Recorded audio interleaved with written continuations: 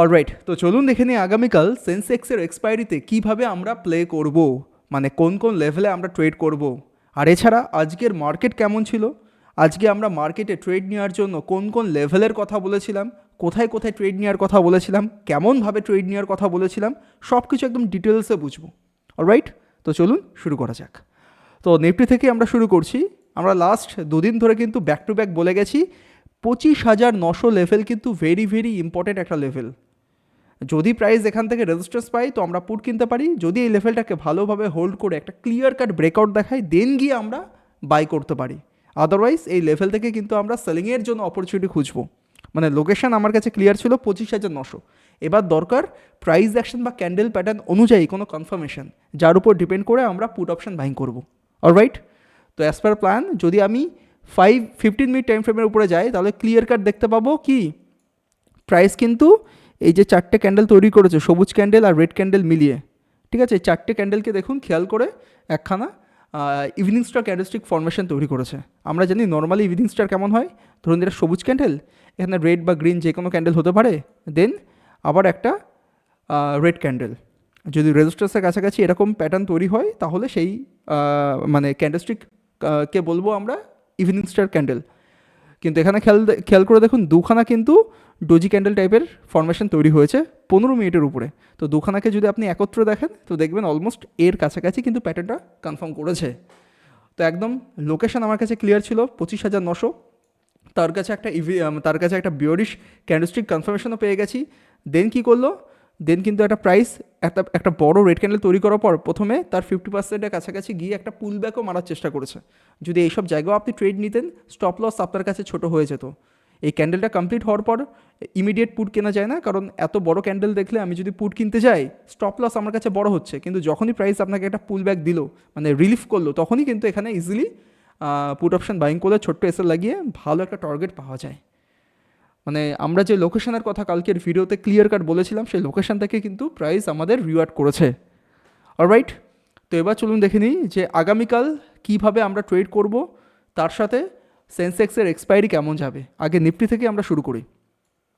ওকে, তো রিসেন্ট যদি price action বা চার্ট প্যাটার্নকে ফলো করি তাহলে বুঝতে পারবো এখানে একটা ভালো রেজিস্ট্যান্স লেভেল প্রাইস কিন্তু তৈরি করে বসে আছে।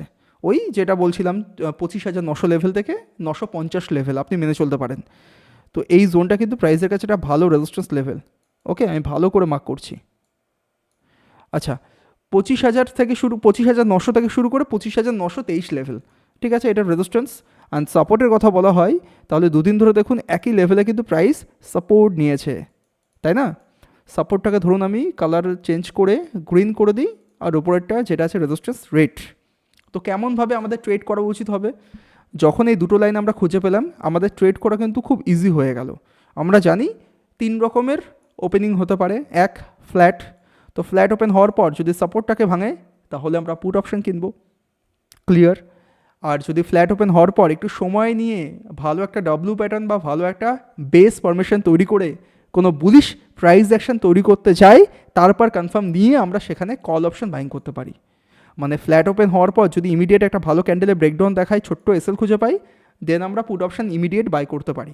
বাট যদি আমাদের কল কিনতে হয় ফ্ল্যাট ওপেনিংয়ের ক্ষেত্রে, সেক্ষেত্রে আমাদের ওয়েট করে দেখতে হবে প্রাইস অ্যাকশন সময় নিয়ে যদি ভালো ডাব্লিউ প্যাটার্ন বা বেস তৈরি করে একটা ব্রেকআউট দেখায়, বা ধরুন higher high higher low price action দেখিয়ে মার্কেট যদি উপরের দিকে যায় তাহলেই কিন্তু আমরা কল অপশন বাইং করতে যাব। ক্লিয়ার, ভালো কথা। আর যদি যদি প্রাইস দেখি একটা গ্যাপ আপ ওপেন হয়েছে, ধরুন সাপোজ এটা হাই ছিল এটা লো, তো আমরা গ্যাপ আপ যদি ওপেনিং দেখতে পাই তো গ্যাপ আপের ক্ষেত্রে কিন্তু আমরা মেনে চলতে পারি যে প্রাইস এর মধ্যেই কিন্তু টাইম পাস করতে পারে। মানে রেজিস্ট্যান্স অ্যান্ড সাপোর্টের মধ্যেই কিন্তু প্রাইস অ্যাকশন দেখিয়ে মার্কেট এখানে মানে একদম স্টে হয়ে থাকবে। তো সেই ক্ষেত্রে আমরা কিন্তু গ্যাপ আপের ক্ষেত্রে অ্যাভয়েড করাটাই সবথেকে বেস্ট হবে, ট্রেড নেওয়ার দরকার নেই। কিন্তু গ্যাপ আপের ক্ষেত্রে ট্রেড নেওয়া যায় সেটা কখন, যখন দেখবো প্রাইস গ্যাপ আপ ওপেন হওয়ার পর ধরুন রেজিস্ট্যান্সের কাছাকাছি পৌঁছে গেল, বা গ্যাপ আপ ওপেন হওয়ার পর প্রাইস সাপোর্টের কাছাকাছি এসে পৌঁছে গেল, দেন সাপোর্ট থেকে যদি প্রাইস দেখি ডাব্লিউ প্যাটার্ন তৈরি করছে তো বাই করতে পারি। আবার যদি রেজিস্ট্যান্সের কাছাকাছি এসে প্রাইস কোনো বিয়ারিশ সিগন্যাল দিচ্ছে তাহলে আমরা পুট অপশান কিনতে পারি। ঠিক আছে, এরপর যদি কালকে একটা গ্যাপ ডাউন ওপেন হয় তাহলে কী হবে? তো গ্যাপ ডাউনের ক্ষেত্রে তখন আমার কাছে এই 25,740 বা 50 লেভেল আমার কাছে রেজিস্ট্যান্স হয়ে থাকবে। তো আমি ওয়েট করব, ইমিডিয়েট ট্রেড করব না গ্যাপ ডাউন ওপেন হওয়ার পর। তাতে যদি 1000 পয়েন্টের ফল হয়তো হোক, আমি চাইবো যে প্রাইস আগে একটা পুল ব্যাক দিক, দেওয়ার পর এই যে দুদিন সাপোর্ট নিয়েছে সেটা রেজিস্ট্যান্স হয়ে যাবে। তো সেখান থেকে যদি রেজিস্ট্যান্স পেতে দেখি তো ছোটোখাটো এসএল লাগিয়ে আমরা কিন্তু পুট অপশন বাইং করতে পারি। That's all. এর বাইরে আর কোনো পাকামি করার দরকার নেই। যা যা লেভেল, যা যা পয়েন্ট বা যেই জোনের কথা বললাম সেগুলোকে একটু ভালোভাবে ঠান্ডা মাথায় অবজার্ভ করে দেখবেন, সেখানে কিন্তু ভালো ভালো ট্রেড আপনার সামনে চলে আসবে। এরপর তো চলুন দেখে নিই এরপর আমরা সেন্সেক্সকে কীভাবে প্লে করব। এক সেকেন্ড।